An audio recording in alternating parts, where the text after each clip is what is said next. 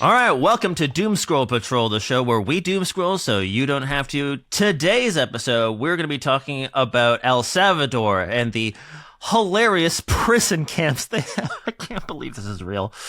Oh, fuck. We'll also be talking about a whistleblower who's calling the whistle on Doge, and we'll be talking about, what's the third thing we talked about? Oh, yeah, Katy Perry went to space. And everyone loves it. Okay. I'm Aaron Heggie McKay.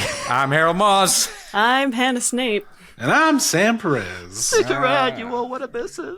We're delighted to have you with us, and we extend a cordial welcome to you.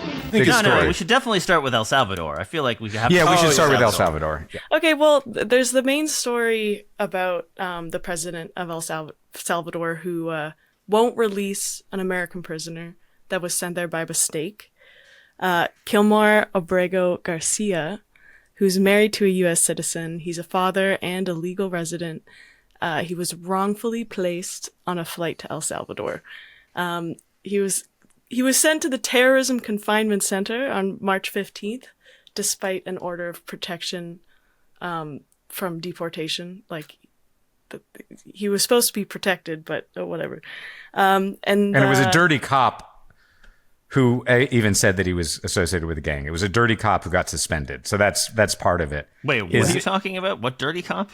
There was the entire thing that their evidence was there was a dirty cop that claimed he was a member of the gang, and that cop was suspended, and that was basically thrown out, and a immigration judge gave him protective status because it was just some dirty cop lying. Dirty cop is a little bit redundant, but, you know. Well, he was sent there anyways, and because he was a citizen of El Salvador, the Trump administration says that the U.S. has no say in his future. The president of El Salvador, Nayib Bukele, I don't know if that's how you say it, he Bukele, said... maybe? I actually haven't... We can find the pronunciation later. Yeah. The question is preposterous. How can I smuggle a terrorist into the United States? I don't have the power to return him to the United States. So, apparently everyone's sent to El Salvador. They're just sent there and they don't get a way out because apparently they're not the U.S.'s problem once they're there. So, and it should be said that there was they're defying a Supreme Court order to bring him back. It also should be said that really none of the 238, although they're now sending more people sent down there, for the most part, there was no evidence of ties to MS-13 or Tren de Aragua, which are the gangs that they're claiming. Basically, they found El Salvadorians and they found Venezuelans who had tattoos. They were like, good enough. Literally, that was it. There was one guy who had a autism tattoo for his son. Someone else who had a religious one about the three kings. He had three crowns. They just scooping people up and sending them off. And they're now saying things like, Kristi Noem says they should spend the rest of their life there because they had a tattoo. They are not planning on bringing them back. And I think there's obviously a decent chance the guy's dead. This is a brutal prison that's there for torture. There's a decent chance he's already dead, and that's one of the reasons they're being stubborn about it. The other chance is that once they bring one back, the whole thing starts to unravel, and so they just are refusing to. But there's a decent chance the guy's dead, been tortured, horribly, beaten or something. We don't know. And the Democrats send a delegation down. They're not letting them see him. Yeah. And there was that one video of whatever her face is, when the propaganda video, she's just like standing in front of the cell. No, yeah. This is Kristi Noem. Lined up. Kristi Noem. Yeah, Kristi Noem. And there's just lines of prisoners with their head shaved, just standing there for her video, and it's just dystopian. The videos when they were doing them, there was literally these people were crying and just begging to ask, why are they being deported? Because they literally just scoop people up. on top of all this, just to make it funnier, because this is a comedy podcast, not that this makes it any worse, but for anybody who thinks that it's not their problem, the Trump is actively floating sending U.S. citizens there as well. Now it's illegal, of course, can't really do that. However, what they're doing is illegal. Everything they're doing is illegal. So there's no, it's just hyperbole. That's just Trump being Trump. Anybody who says that is either just actively defending him or a fucking idiot at this point. Because everything he says, he wants to do. And if he's not stopped, he will do. It's interesting how he lies so much, except for about the things he wants to do. The worst things he wants to do. Yeah, he's just like, he's totally honest about, yeah, we got to do this, though. And it's like, no, he was just joking. It's like, no, I want to do the horrible thing that I just said that I wanted to do. He'll lie about being like, I'm 6'3" and have like a resting heart rate of this and like all this obviously bullshit. And then he'll look you in the eyes and be like, I'm going to rape your murder. puppy. Yeah, I'm going to send you to the murder camp. And like everyone's like, maybe he's wrong. No, he's just being a hilarious joker, and they're lying about that because the right only has the one joke, which is I identify as whatever joke, an attack helicopter. Yeah. So I'm about ready to identify as an attack helicopter. Just to underscore it, it sounds like a person who had absolutely no criminal record, as far as we can tell. Or any reason to be deported, was taken out of the country by Immigration and Customs Enforcement without due process, and is now in a prison camp / torture prison / death camp, maybe, who knows. If you look at some of the satellite images, there's like a whole bunch of like, what is that red? They go through a lot of ketchup. It's fucking terrifying. So, and what you're saying is that this is just the beginning. Well, and there's and literally 90% of the people sent there had no U.S. criminal record, or if they did, it was immigration stuff or tiny stuff, no serious criminal record whatsoever. So they are just determining you go. And now we also know that they're using campus protest speech to scoop up legal residents and put them in detention. So they're really laying the basis for arbitrary detention of anybody they don't want, and they're trying to normalize. That's what Trump is very good at doing. He jokes, he says something outrageous, he keeps saying it, people talk about it, suddenly it's normalized that U.S. citizens can also be sent there, which, for the record, I don't think it's better that non-citizens are sent there, right? Yeah, no one should go there. That's what no one should go there. Doesn't matter. No one should go to torture but it's prisons. more that everybody in the United States needs to realize that precedent means, this is the old poem. First they came for the undocumented immigrants. Then I said nothing. Then they came for the documented immigrants, and I said nothing. And then they came for, we at least know how the poem goes, so we can at least start saying stuff. Then they came for me. And by that time, nobody was left to speak up. Well, there's the clip from the Oval Office press conference on Monday with the president of El Salvador. Criminals next. Yeah. I said, homegrowns are next. The homegrowns built. You got to build about 5 more places. Yeah, that's fair. All right. Who, by the way, calls himself the world's coolest dictator, which is super rad. All right, we got to fact check that right now. Let's just do a quick old. Well, they Google did take out Gaddafi. Bukele. There's. Whoa. Okay. I looked up some articles. It was around, so I mean. I've also put in a clip of Trump calling for deporting some U.S. citizens. Well, that's the clip I was going to talk about. So the clip is it wasn't meant to be broadcast. It was recorded during a live stream that was posted on Bukele's office on X, and this was caught before the press was allowed into the room. So it was not meant to be a public information, but Trump said homegrowns are next. Well, and this ties into, because his administration has been looking into how to overturn, I forgot what it is specifically, but it's like basically how can we deport Native Americans? Like how can we end birthright citizenship for them specifically to basically get them out? And that was like a big thing. It was like a month ago, I remember reading about that.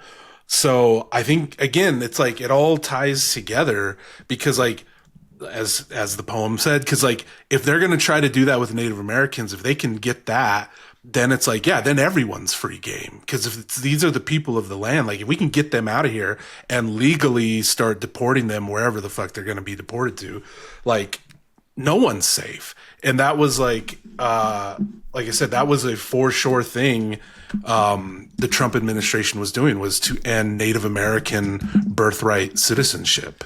Deport to where? Yeah. I don't know. Deport to El Salvador. where? El Salvador, I guess. I don't know. Y'all were here before him. The trouble is that the developing nations want the activity. Well, Trump also said, if it's a homegrown criminal, I have no problem. Now we're studying the laws right now. Pam, as in Pam Bondi, is studying. If we can do it, that's good. She's doing her own research. She's doing her own. She's doing her own research. But then okay, so he's saying homegrown. I'm gonna go out on a limb and say no fucking neo-Nazi has been shipped to El Salvador. No fucking white supremacist mass. Yeah, white supremacist mass shooter has been shipped to El Salvador. None of them. They don't just get pardons. They get cabinet positions, right? That's they get if you say maybe don't blow up. This is how we solve it. Is all of those like El Salvadorians get white supremacist tattoos, right? And you will be able to stay. There we go. There you have it. Well, you know what? I have tattoos. I'm brown. I'm gonna get a swastika somewhere on me. Just be like, just say Aryan Brotherhood on it. Or what is it? Pete Hegseth has the fucking Deus Volt, which is like a white supremacist. Yeah. Sign. He's also got the 88 those crosses. Flag. Yeah, that's what I'm saying. You get cabinet positions if you have Nazi tattoos. I'm just gonna get all his tattoos, and then I'll be fine. Heil Hitler. Trump also said in that clip, he said, you've got to build 5 more places to the president of El Salvador, implying that he intends to send many more people there, including citizens, possibly with no return wage. All of this fact-checking the whole coolest dictator thing.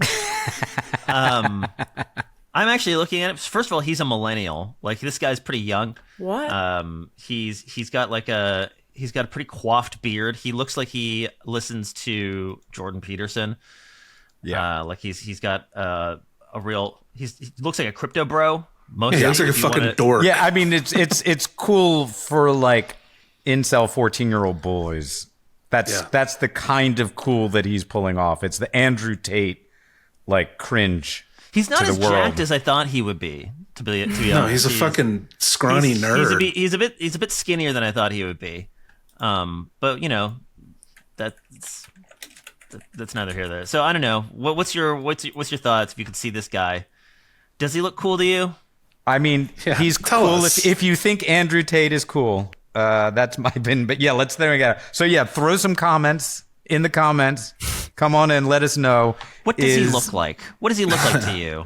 Well, and also too, like going back to the prisons, like there was an article I read where one of the Core Civic, they're like a private prison group. They were ecstatic about what's going on because they're like, they're basically like, they have them saying like, we're going to make so much fucking money now because we're going to be building all these private prisons. They've like already invested like $2 million into like, was it $2 million? It may have been more, but it's like investing all this money into building more private prisons, like basically detention centers, because they're like, we're basically concentration camps. Yeah. And they've been like on calls with the Trump administration daily since this happened, like to get the ball rolling on building these detention centers because, that the whole idea money allowing prisons to be privatized and profit driven it's awful. In a political system that is up for sale is one of many, but certainly one of the towering great horror stories of America, because there is now a profit motive. We're already the most carceral state in the world.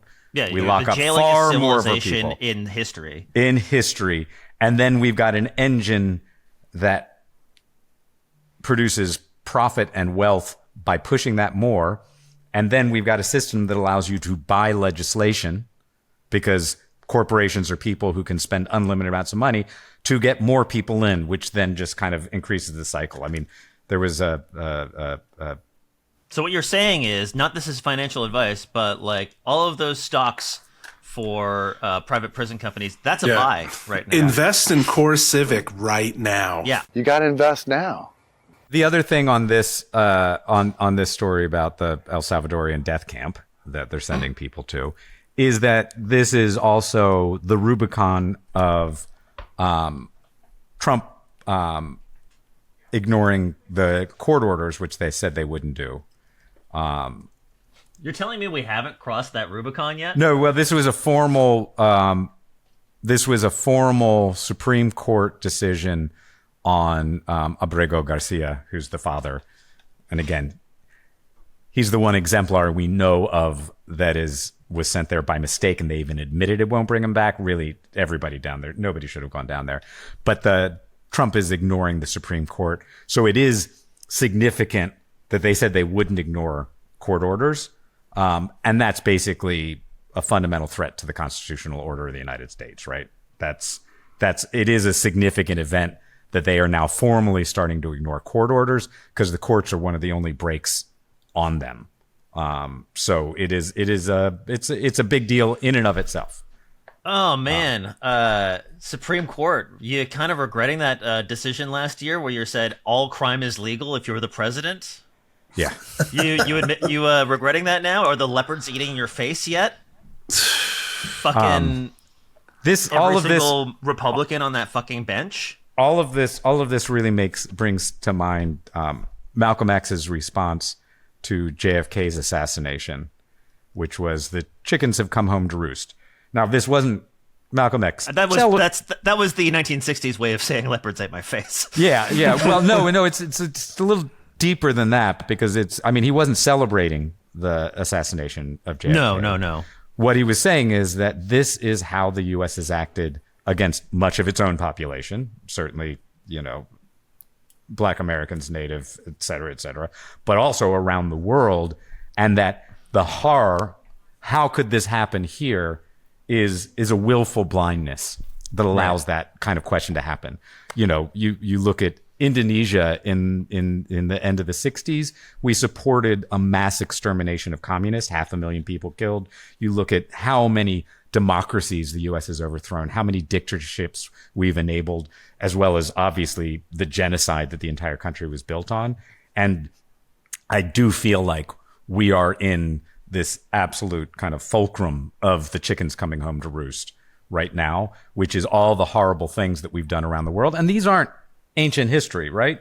The invasion of Iraq and the overthrow of the Libyan. It was a dictatorship, but it went from one of the most prosperous societies for people with a lot of problems, but they weren't fixed, to just a basket case of warlords and slave markets and all of this. Like this is what the U.S. does. So I kind of like, there's these two sides to it, which is obviously this is the chickens coming home to roost. This is the role the U.S. has played in the world, is over and over and over again to subject other people to dictatorial governments, to mass slaughter, to bombing campaigns, to all of these things. And the other side is that doesn't mean it's not actually really problematic for the U.S. to fall apart like this, because it's only going to accelerate that, right? So, and the ability to slow it down. So I think we can both say the chickens have come home to roost,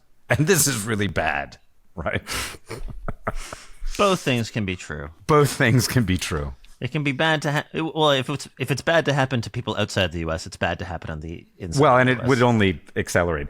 On the other hand, and yes, it's the recursively world going to be like, we're going to do this more, especially when they're like, we're going to have territorial expansion as one of our goals, and it's as one of our goals. I mean, Again, he other doesn't lie about what he wants to do. Right. He doesn't lie about the bad things he wants to do, only about the good things. Yeah. Yes. But the other side to that is that the world is starting to organize itself around the United States, right? That's one of the things that's changing on trade. We could move into tariffs now. We could move into all sorts of things, European defense, all of this. The world is starting to organize itself around the U.S., and the U.S.'s relevance and authority is being undermined. Interesting to see what that means in the long term. Well, they do have an ally in Russia, it seems. So if it's the U.S. and Russia versus everyone else, that's a pretty substantial world war we got going on there. Isn't it?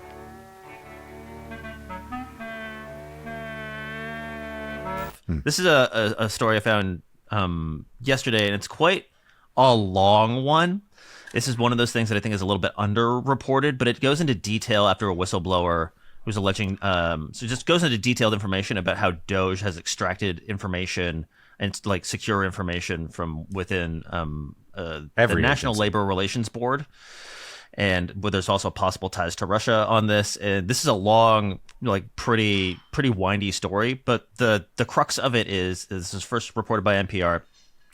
Daniel Baroulis, he works at the National Labor Relations Board. He works in the IT cybersecurity department. So Doge sort of just walks in and they gain God tier access, and they're like, what the fuck, you don't need that. But there's kind of nothing you could do. He asks his superiors, and there's like, you got to let them do whatever the fuck they want because presidential order, etc.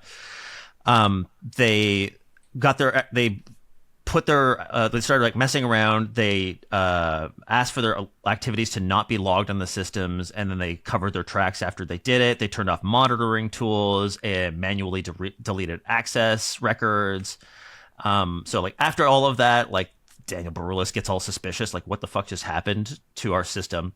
He goes on GitHub, he finds the user profile of one of these Doge people, and they were working on something called Next Gen B-Door Extract, as in like backdoor. Next Gen is the system that the National Labor Relations Board uses. And so it's just like, oh, this guy built a backdoor for these systems, these government systems, and posted it on GitHub. Right. Which is, you're either fucking stupid or believe you won't face consequences. And then somebody in Russia used a username and a password from the Doge team to hack in. Let's also remember that they tried to hack in. It seems like they didn't actually make it all the way in. They didn't actually make it through because there was some security that they hadn't disabled. But that also Elon Musk has huge interests in his competitors. There's all sorts of proprietary information about Elon Musk's competitors and against lawsuits against him in that database that he can use. And they've just extracted all the data. But there's a bigger story here. There's a bigger story, which is always the crazy thing, is that's a horrible fucking story. And there's always something more and worse with these folks, which is they're doing this to every agency. And there's a very firm policy about private data is that you silo it and it's only saved and used where it's needed to be. This is pretty much, except for dictatorships, a global standard around the world, that you silo it, you don't combine it. They are combining the whole zero trust like ethos around this, which is like you give limited access to like it's basically it's need to know, but it's as access as needed. They are in the process of consolidating every piece of data that the government has about every single person in the country into one database that Elon Musk owns. Right? And that can be used to do anything like deport people, like jail people, like cut off benefits, like get kicked out of school, like whatever the hell they want. And then the other side of this that I think is also the other big part of this story is that Elon Musk and the Peter Thiels and the other fascist tech bros want to run all of it with AI. That's why they want to slash all the humans, and they want to have an AI using this kind of database that just and they've already started disappearing people that they're declaring immigrants dead in the system so that they can't get benefits. That's what this kind of system would be, is an AI, and you there's no appealing to it because the AI knows all. Maybe science fiction is the worst thing we've ever done, because I really wonder if these people would have figured this shit out on their own if we didn't have dystopian novels as a guide, because they're not really that imaginative. So just to sort of like put the kicker on it and add in a couple details. So Daniel Brulus then went and like documented all of this and then complained to the Cybersecurity and Infrastructure Security Agency, which is its own agency of the federal government. And then someone physically taped a threatening note to his door that included sensitive personal information and overhead photos of him walking his dog taken from a drone. Yeah. So like as a threat to basically be like, don't fuck around. So that seems to be going nowhere. So he's gone to Congress with this, and fucking good on you for being a whistleblower on this. Cause this guy, honestly, probably going to die soon. There is a good chance that this guy just fucking dies within the next 6 months. Yep.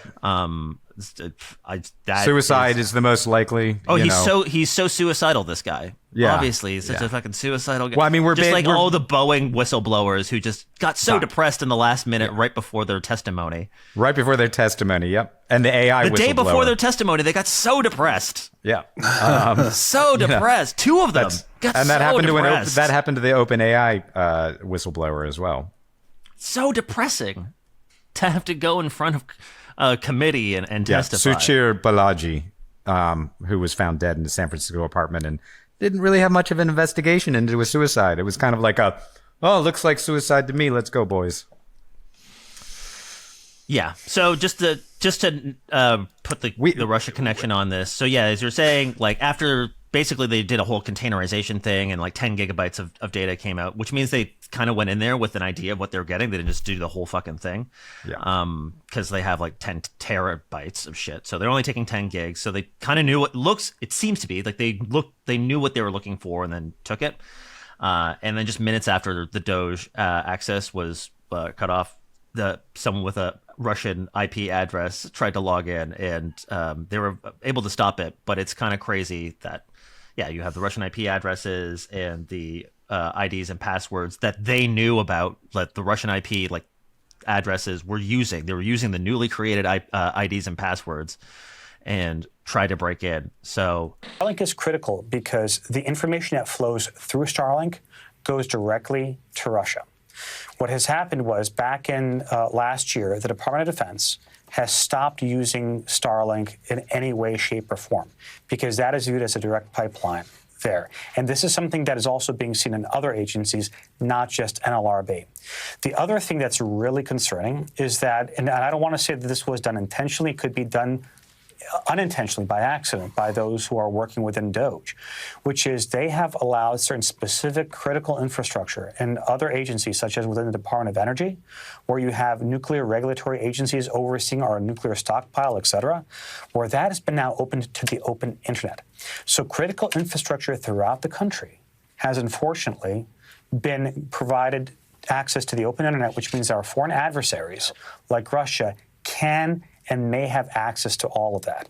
So the way that I would frame this is that what Dan is seeing and what others like Dan are seeing within our government is that this is like Chernobyl and them seeing the control systems light up post-meltdown. This begs the question, are they evil? Are they corrupt? Are they idiots? And the answer always kind of comes back, yes. Yes. Oh, I cut off your joke there. So just for the context of that clip, that was Daniel Brulus's lawyer speaking. But Daniel Brulus, if you are watching on YouTube there, that was him beside it, sort of nodding along, being like, yep, kind of like agreeing with everything he said. So the lawyer was articulating in a way that doesn't get him into trouble. And I think Daniel Brulus knows a lot more. Yeah. So I guess for stupid people like me, what does this mean? Like, what does all this mean, basically? So we're basically compromised. I think we all want to know that. The U.S. is absolutely compromised. All the data has been given off. The oligarchs have direct hands on it. Well, that's kind of the. I don't know what the ties to Russia are exactly, because the plausible. Well, we do know. What I mean is, like, we know that Elon Musk and Trump are both just pro-Russia and thoroughly embedded, whatever their other motivations. Right, but I mean, like the Occam's, not the Occam's razor, but like the the charitable interpretation is these Doge guys just go in, they're irresponsible, but Russia's watching what's happening and just like mimicking what they're trying to do to extract whatever information that they're leaving. They're basically leaving the front door ajar, and they're like, let's see if we can sneak in. Yeah, Let's see what we can they're get. idiots. Yeah, that's their idiots version of it. That's the idiots version of it. Okay. I don't know.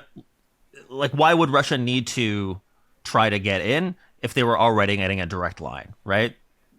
There's a motivation question there. If Doge was already an agent of Russia, right, then the Russian IP address wouldn't fucking just pop up afterwards, right? Yeah. They would just ask them to. Although let's also forget that the second largest army in the world took a 3-day operation and is getting their asses kicked in Ukraine.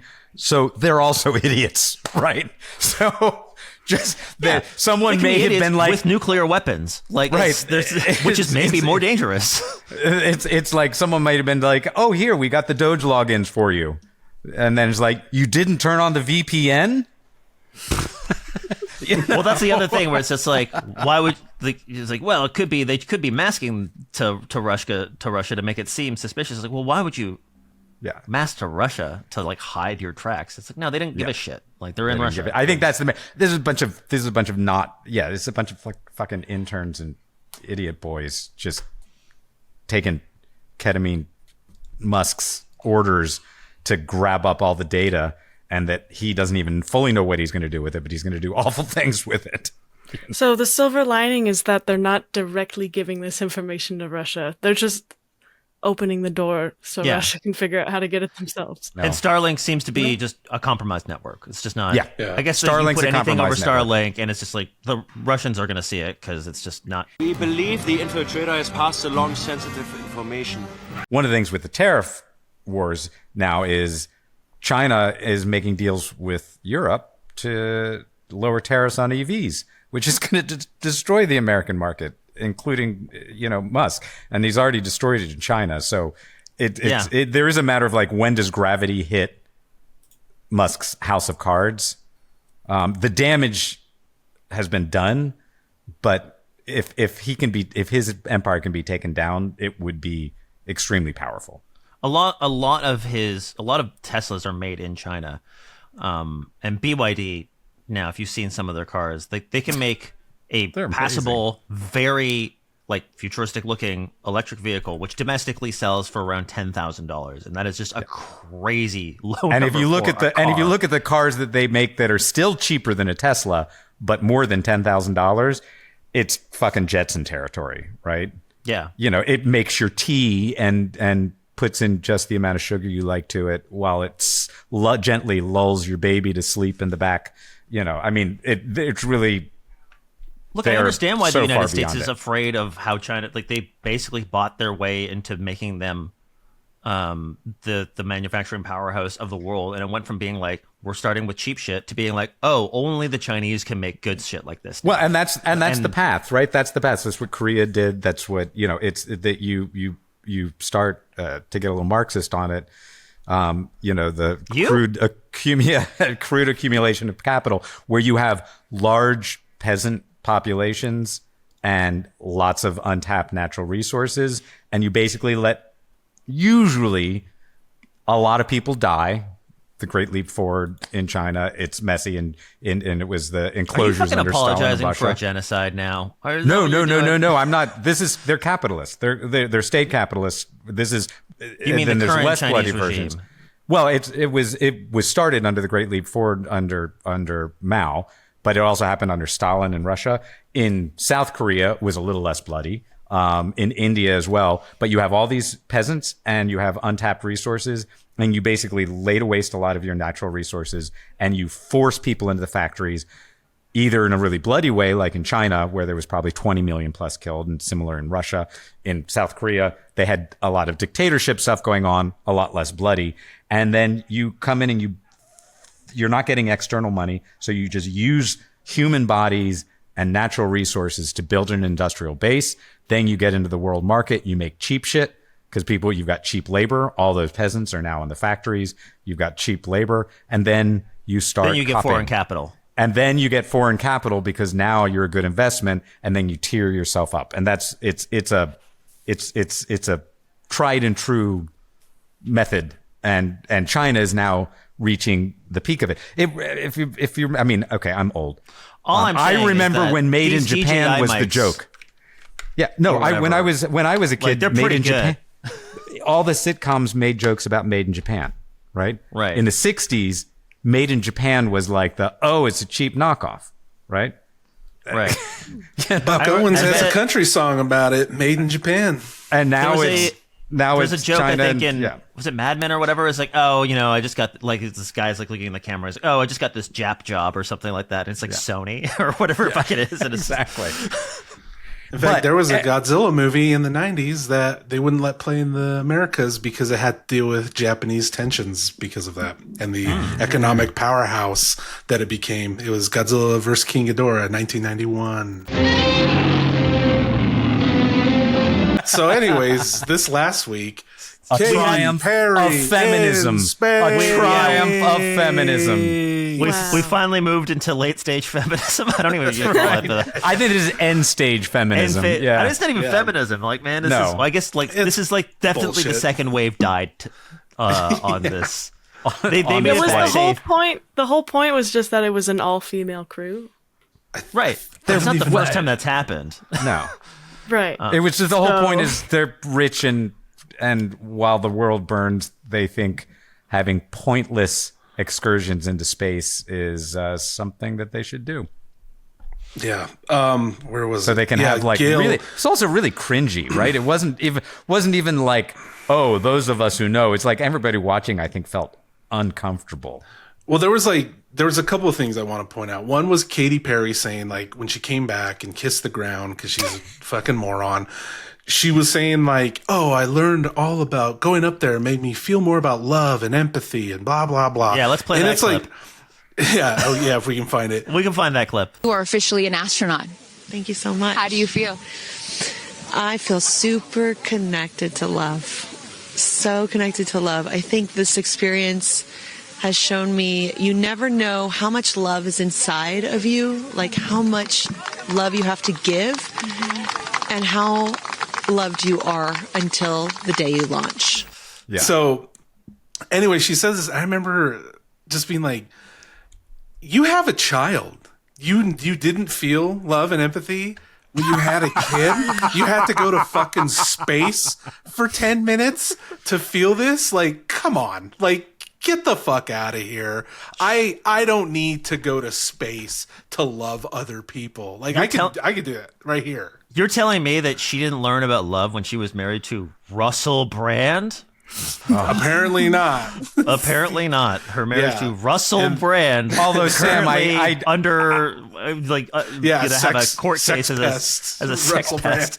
although Russell Cholos Brand. in space might not be a bad franchise. That's true. That'd be cool. I'd support that. The other was Gail King. So, she went on and was like, oh, what we did was groundbreaking. And obviously not everyone, but most people online are straight up roasting them, rightfully so. But she had to to talk about the disrespectful backlash. She was like, my question is, have y'all been to space? Go to space or go to Blue Origin and see what they do and then come back and say, this is a terrible thing. Okay, Gail King, I'll just get $150 I have laying around and go to fucking space, you stupid idiot. Like, You're telling me it's $150? That's all it is? that was the down payment. And $100,000. Oh, $150,000. Sorry. $150,000. I was just like, it's like I got a flight for $150. I'm like, no, so it's like $150,000, and you're telling me, and that's also a non-refundable like down payment plus any like outside costs you have to pick up. So it was probably more like hundreds of thousands. But it's just like, how fucking like delusional. Like, oh yeah, just go to space, guys. Get your $150,000 that I have lying around. God damn it. It's like, it's so infuriating. I hate these people. Like, I don't so get bad. it. Why don't these peasants just eat cake? Yeah, Why- exactly. That's Why don't they Just eat space cake. You go and tell me that cake isn't amazing? yeah. You go in and get some space why cake. don't you go to Blue Origin, eat some cake, and tell me it's not amazing? Yeah, and then go home and sleep on the gold bars that we all do, right, Yeah, fellas? and then It's like, fucking Lauren Sanchez is going to marry Jeff Bezos. Okay, so if they were really changed, which they claim that they need to do better, be better, they were changed by this experience. If they were really changed, then they would have come back and been like, y'all are right. This was fucking lame. We're up here doing hundreds of thousands of dollars tourist trips while the world is burning, and we're helping it burn with all this fuel. Yeah, this is Maybe helping we should it. do something different. So clearly, nothing changed. Look, it is amazing to go to space. There's just objectively, it's fucking like crazy that like we as a species could even do that.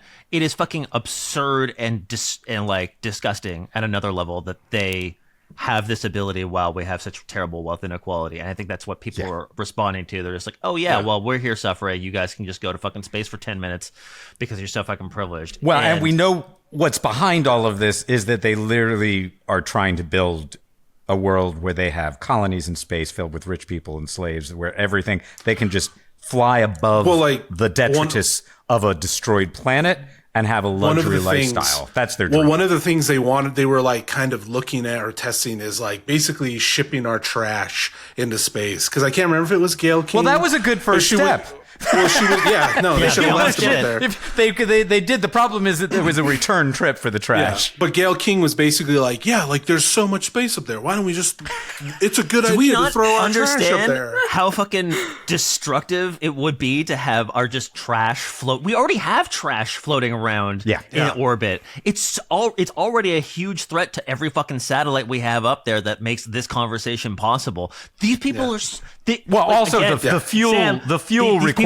So they're not smart. They're not better than you. They just have money. Yeah, no, that's it. That's it. Well, also the amount of fuel it would take to take that garbage up. I mean, you know. Well, and it's funny, like you guys mentioned, like, did they change? And it's funny because then when you look at when William Shatner went to space and he had like this huge existential crisis where he's like, everyone's like, oh, was it great? And he was like, it was the most horrifying thing ever because I realized this earth is all we have and we're destroying it. And like, we're all gonna die, people. And like, he like really, like, it really affected him, I guess. And then he talked to Jeff Bezos and Jeff Bezos was like, like literally. Yeah. Well, and then it was funny because Shatner came down and was like, goes on this Jeff Bezos, I need to tell you what happened. Yeah. And he goes on this like thing of like, where he had this huge epiphany of like how awful and scared he is.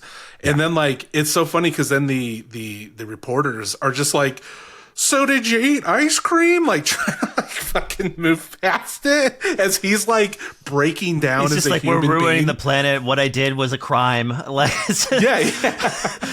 we have no business doing this. We need to rethink everything.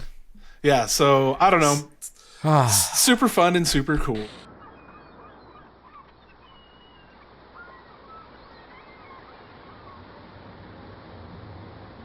Yeah, I was just gonna say there was one this one where the Trump officials are saying destroying endangered species habitats isn't considered harm. They're trying to like reclassify what harm is. Basically, in the events to like, if they can say like, oh, doing all these things that were considered harm are not, we can now open these habitats for like basically resource extraction. So what you're telling me is when you ignore the definition of words, you can do anything. Yeah, well, I mean, you can do. I mean, they're all kinds of stuff. They're also trying. One of the places where climate action can still happen in the U.S. is on the state level, and they're now trying to stop states from being able to do anything on climate as well.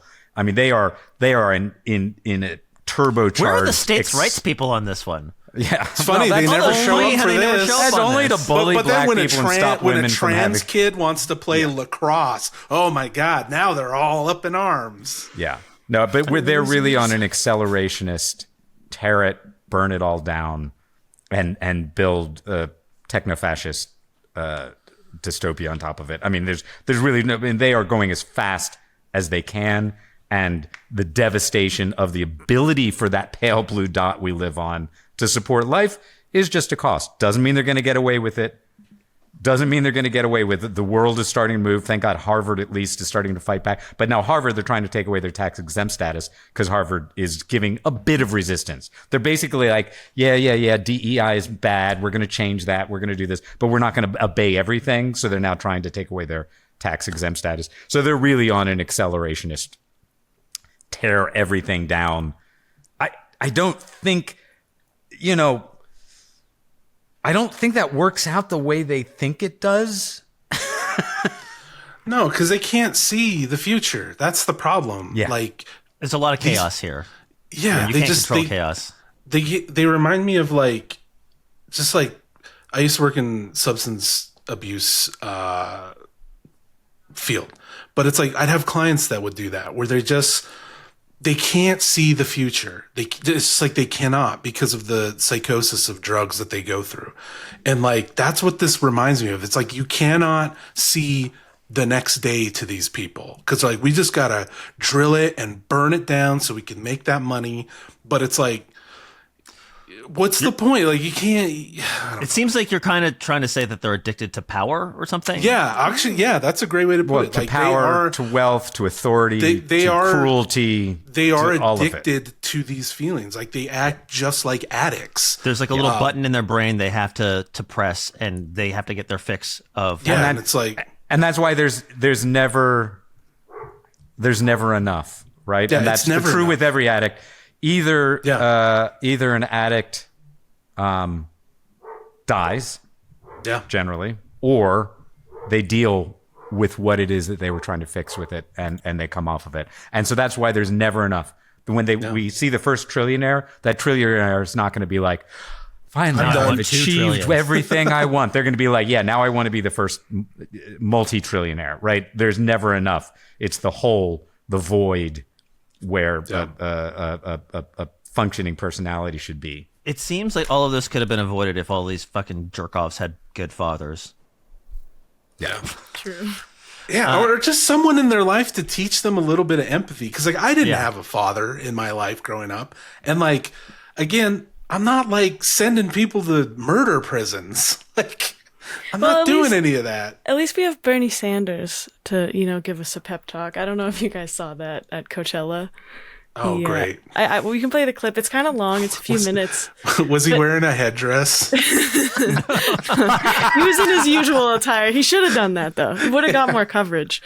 But he was just like asking the younger generations to fight. And he was, he's like, we just have an economy. Just not too hard around Israel. But sadly. Yeah. Israel has right to defend itself, but I'm here to ask you. Look, man, I'm not here for the leftist infighting. We gotta at least just let Bernie be. Yeah. No, I know. It is frustrating. So Hannah, what did he say? Anyways, Hannah, go ahead. He said we have clip, but yeah. Yeah, well, we can play parts of it, but we have an economy today that is working very well for the billionaire class, but not for working families.